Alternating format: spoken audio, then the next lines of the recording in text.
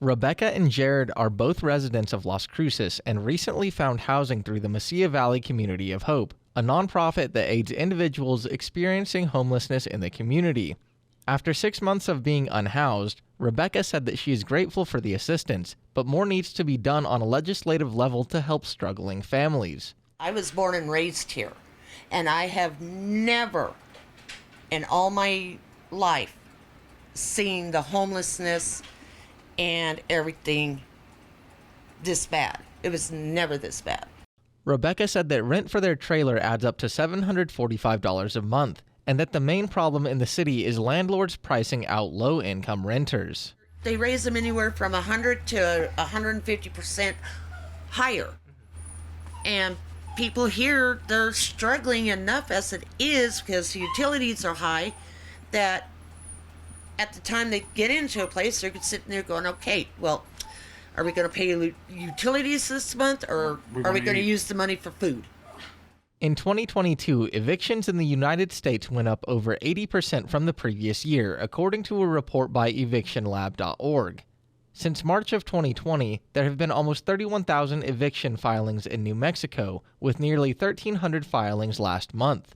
According to Joanna Bencomo, Las Cruces City Councilor for District 4, the city has been feeling the effects of rising eviction rates. If you talk to our housing staff, they have been getting calls almost every day on, I'm getting evicted, I don't know what to do. The burden is really on the tenant. They have very few rights in the state, and I think that's one of the changes that some representatives were trying to make at the state level and then didn't go through. For us, what we can affect is moving forward a source of income discrimination ordinance that hopefully will come to vote to a council pretty soon, so that landlords cannot discriminate against potential tenants because they may have a housing voucher, for example.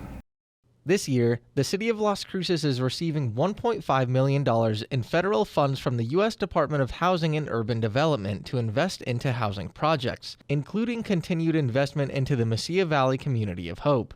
Bencomo says that the way out of the housing crisis is to continue this type of investment into the community. If people want to see the issue of unhoused people resolved, that we have to build more housing, that we have to build more supportive housing, right? People who have lived on the street have experienced trauma. And so giving them a shelter doesn't immediately resolve all of the issues, right? They need supportive housing. They need to make sure that they have access to food, to medical services, to mental health services. And so the issue is big and broad and comprehensive, and we're working on that because that's the only way forward.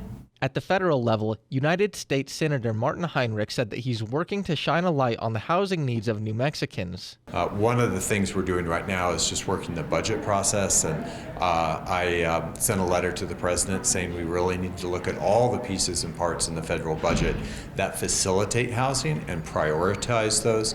This is an issue that's hitting communities all across the country, and then we need to look for new solutions as well. As for Rebecca and Jared, they say their trailer is much more comfortable than Camp Hope, but ultimately, Las Cruces needs more shelters for individuals living on the streets. Because living in that tent, I don't know how you guys can do it down here, but boy, when that wind blows, it's a hell of a ride. The projects funded by the Department of Housing and Urban Development are scheduled to begin this summer. For KRWG Public Media, I'm Jonny Coker.